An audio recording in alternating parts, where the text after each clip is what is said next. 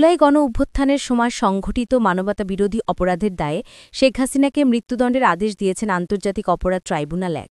সাবেক স্বরাষ্ট্রমন্ত্রী আসাদুজ্জামান খানকেও মৃত্যুদণ্ড দেওয়া হয়েছে।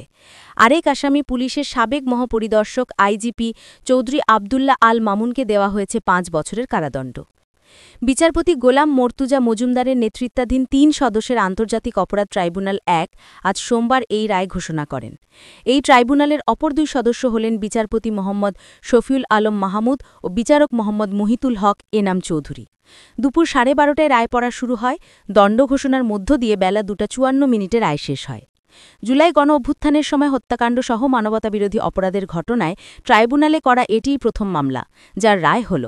আন্তর্জাতিক অপরাধ ট্রাইব্যুনাল ১-এর এজলাস থেকে রায় ঘোষণার কার্যক্রম সরাসরি সম্প্রচার করা হয়। মামলার ৩ আসামির মধ্যে শেখ হাসিনা ও আসাদুজ্জামান পলাতক, দুজনই এখন ভারতে অবস্থান করছেন। মামলায় গ্রেপ্তার থাকা একমাত্র আসামি চৌধুরী আবদুল্লাহ আল মামুন নিজের দোষ স্বীকার করে অ্যাপ্রুভার বা রাজসাক্ষী হিসেবে ট্রাইব্যুনালে জবানবন্দি দেন। এই মামলার শুনানিতে প্রসিকিউশন রাষ্ট্রপক্ষ একাধিকবার বলে, শেখ হাসিনা ছিলেন জুলাই গণ-অভ্যুত্থানের সময় সংঘটিত মানবতাবিরোধী সব ধরনের অপরাধের মাস্টারমাইন্ড, পরিকল্পনাকারী, হুকুমদাতা ও সুপিরিয়র কমান্ডার।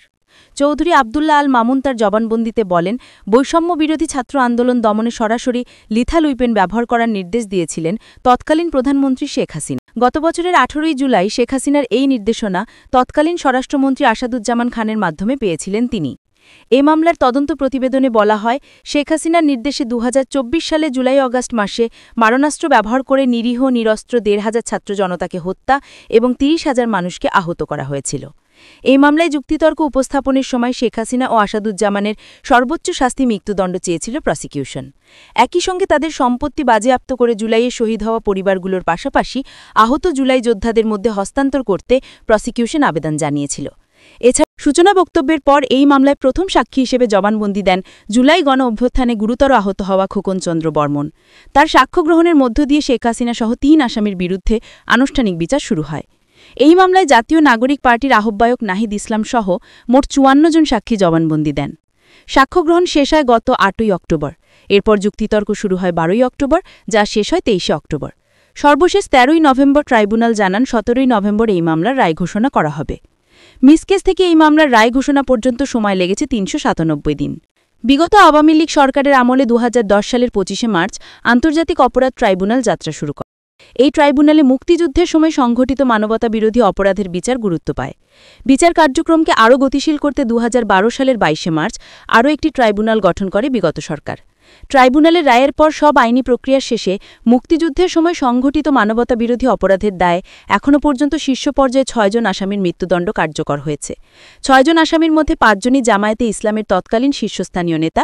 তাদের মধ্যে রয়েছেন জামায়াতে তৎকালীন আমির মতিউর রহমান নিজামী, সেক্রেটারি জেনারেল আলী আহসান মুজাহিদ, সহকারী সেক্রেটারি জেনারেল আব্দুল কাদের মোল্লা ও মোহাম্মদ কামারুজ্জামান ও দলের কেন্দ্রীয় কর্মপরিষদের সদস্য মীর কাসেম। এছাড়াও মানবতাবিরোধী অপরাধের দায়ে ফাঁসি কার্যকর হয়েছে বিএনপি স্থায়ী কমিটির তৎকালীন সদস্য সালাউদ্দিন কাদের চৌধুরীর। ২০২৪ সালের ৫ই অগাস্ট শেখ হাসিনা নেতৃত্বাধীন আওয়ামী লীগ সরকারের পতনের পর পুনর্গঠিত ট্রাইব্যুনালে সবচেয়ে বেশি গুরুত্ব পাচ্ছে জুলাই গণ-অভ্যুত্থানের সময় সংঘটিত হত্যাকাণ্ডসহ মানবতাবিরোধী অপরাধের বিচার। এর পাশাপাশি আওয়ামী লীগের ১.৫ দশকের শাসনকালে গুমের মাধ্যমে সংঘটিত মানবতাবিরোধী অপরাধের বিচারও গুরুত্ব পাচ্ছে। মানবতাবিরোধী অপরাধে শেখ হাসিনার বিরুদ্ধে আন্তর্জাতিক অপরাধ ট্রাইব্যুনালে মোট ৪টি মামলা হয়েছে। এর মধ্যে জুলাই গণ-অভ্যুত্থানের সময় সংঘটিত মানবতাবিরোধী মামলার রায় হল আজ।